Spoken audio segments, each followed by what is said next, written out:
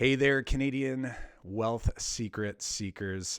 In our first Canadian wealth secret sauce episode that was released last week, we discussed some of the challenges and hidden roadblocks related to the FIRE movement, financial independence, retire early.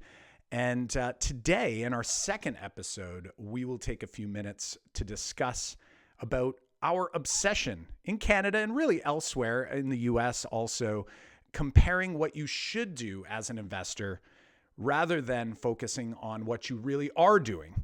And of course, we're going to provide some easy fixes to this common roadblock. Now, before we dig in, I want to thank the handful of you who left ratings and reviews after that first Secret Sauce episode.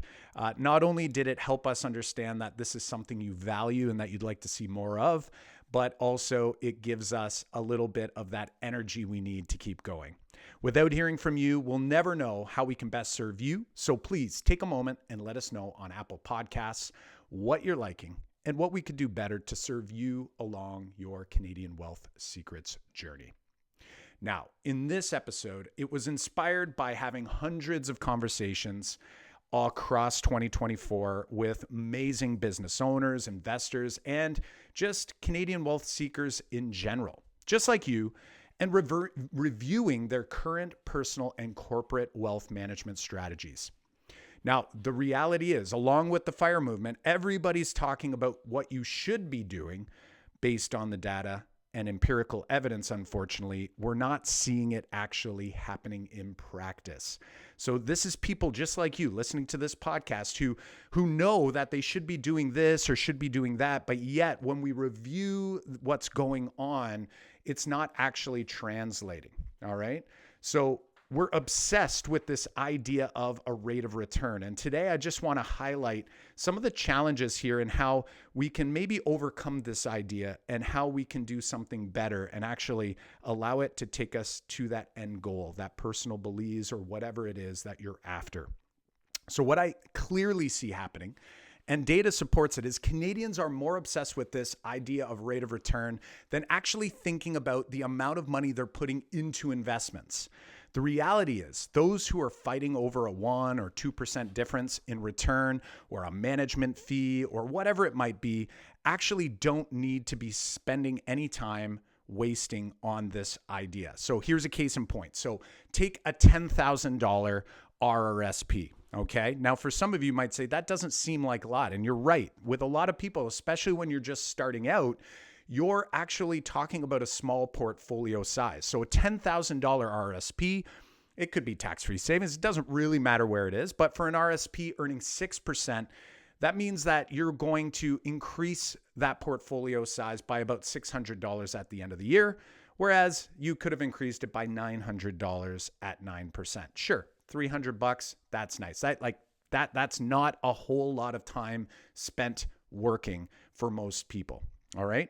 Now let's scale this up a little bit. Okay. Let's talk about $100,000 RRSP. So some people are going to go, okay, well, my RSP is definitely more than 10,000.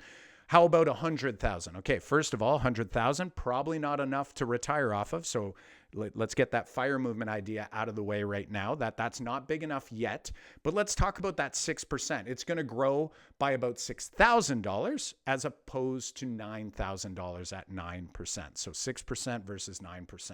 All right. Better, but your account's still not anywhere close enough to retire on. Scale it up to $1 million. Now we're talking. We've got $1 million in this RSP, and 6% is going to get you 60,000. 9% is going to get you 90,000. And now we're seeing there's actually a significant difference between those two rates. Now it's worth noting, because it's an RSP, that 60,000 is really more like 50,000 and 90,000 is more like 70,000. Okay. So the upside isn't as nice because, again, it's a tax bucket. It's a tax deferred bucket, and you're going to be taxed when you take it out. All right.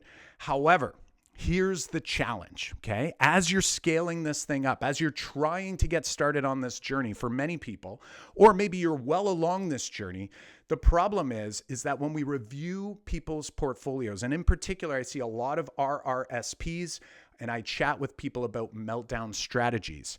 I always ask them to share what they are holding in those RSPs so I can see the returns over 3 years, 5 years, 10 years, whatever that timeline might be, so that we get a sense as to how it might continue growing as they begin the meltdown process. Because the point of a meltdown isn't necessarily to make the RSP zero, it's to make it so that it stays at a reasonable amount without keeping too much in it so that it will ultimately be taxed at a high bracket. So you're really trying to pull on two different ropes here. And what we notice is that as the RSP size gets larger, that we actually have people's rational brains being ignored by emotion. All right. Now think back to this $10,000 investment for a second. Okay. You can be pretty risky with $10,000 knowing that, hey, I can put it all into equities, or maybe I want to even put it into something maybe even more risky, like, the Russell 2000 versus say the S&P. And what you're going to find is that on paper, that might make sense. All right. Now, typically what you're going to find though, is that as you get a little older, your emotions are going to start getting in the way. All right. When you're young and when that investment's small, you're not going to see that as risky. Okay. So when a $10,000 portfolio drops, say 25% to $7,500, it's of course upsetting. However, when a $1 million size portfolio of the same asset allocation drops by $250,000, the effect of the emotional part of your brain can feel devastating. And of course, scaling up from 1 million to 10 million and beyond is, of course, going to amplify that outcome.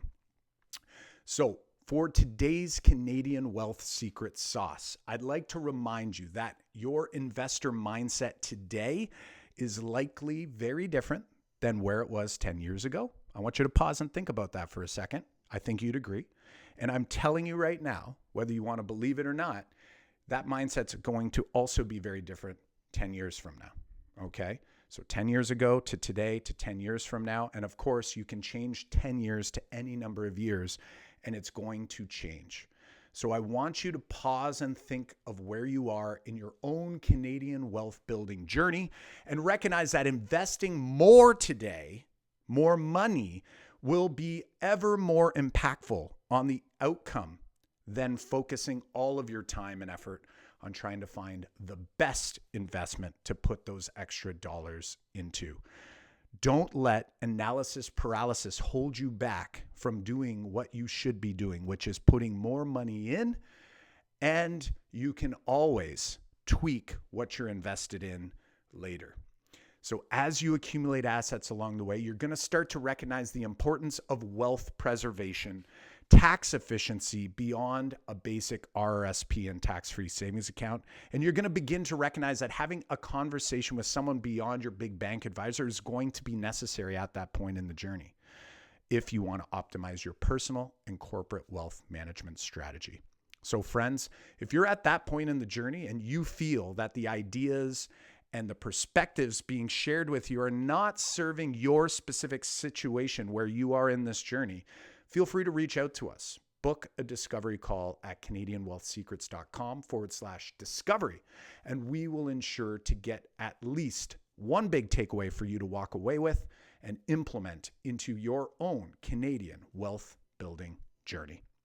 All right, friends, if you're appreciating these secret sauce episodes and you want to see them happen each and every week, please leave us a rating and review on Apple Podcasts, on Spotify, on YouTube, or wherever you are listening to this episode right now. We'll see you next time.